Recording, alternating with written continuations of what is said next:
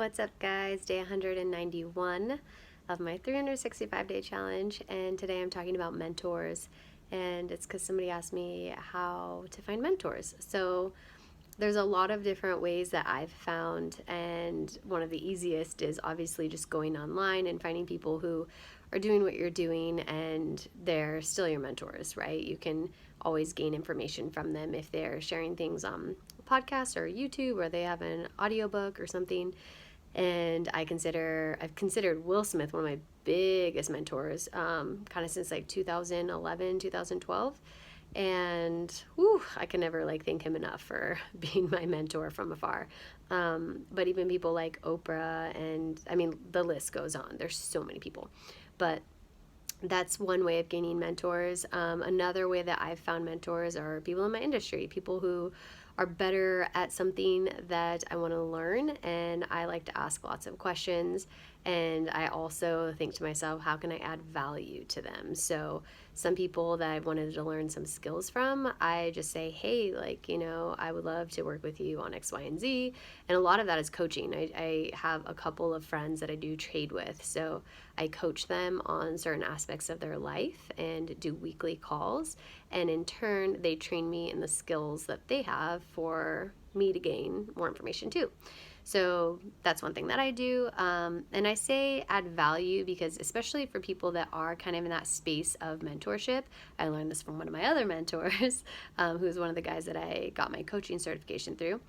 And he would always say, before you ask for something, give something. So add value to somebody. So it could be being an assistant. If you want to be a choreographer, to say, hey, if you need an assistant, I'm down to work for free, and give them your time and give them your assistance, and you're in turn going to gain knowledge. That's something I've done a ton of free work too.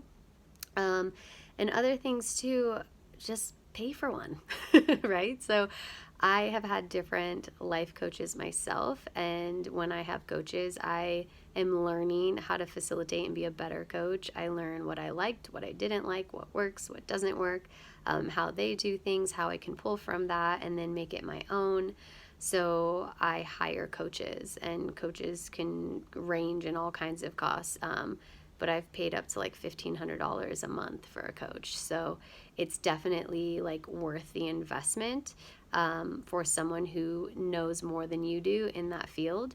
And they're trained to be able to see something that you can't see, as far as what holds you back and maybe how there's blocks that you've been holding on to, and just self-sabotaging things, limiting beliefs, all of that stuff. Because when you're in it, your body and your mind and your emotions will do whatever it takes to keep you in it and kind of hide you from it, so to say. So those things are actually it collapses time frames. You move quicker past them when you have someone to work through them with you. And that's why I love to coach. So again, it's just like going online, finding free mentors, or audiobooks. You can do little subscriptions to mentors online as well. People like Jay Shetty and Lewis Howes and Brennan Burchard and Eckhart Tolle and Gabrielle Bernstein. They all have memberships, and you can join those. There's a ton of Facebook groups as well, and there's so much free stuff. So if you want free stuff, or you want to pay for a monthly membership, you can do stuff like that. You can find people in your industry, add value to them, and then ask them for their advice and figure out how they did what they did, or just learn by assisting. And then also hire a coach, hire someone who's a mentor for you. If you're in real estate, or you are building a dancing career or whatever, hire a freaking coach. I'm telling you, I'm biased because I am a coach, but it is so helpful in getting to what you want quicker. And one of the first people I ever learned that from was Tony Robbins. So shout out to my mom, because I grew up listening to him because she listened to him. And I feel like he is an uncle that I grew up with, and I had that mentality. So it helps so much. And I learned how to make vision boards from such a young age, and I was setting goals and visualizing them and grounding myself. The first grounding exercise I ever did, I'll always remember, I did an audition and I was singing, and I'm not even a freaking singer. Literally, I'm not a singer. I have no desire to be a singer, okay? In another lifetime, maybe. But I grounded myself at 9, and I could feel it,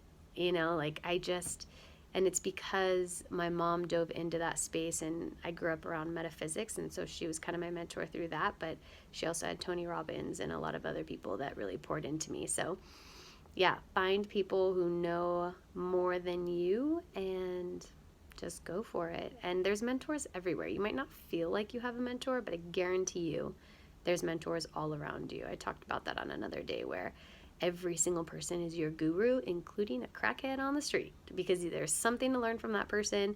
They have something of value. We are all connected. We are all one, even though paradoxically, or I don't even know if that's a freaking word, but the paradox of it all is that you're kind of on this journey alone, but you can't do it alone. We all need each other. So cheers to that.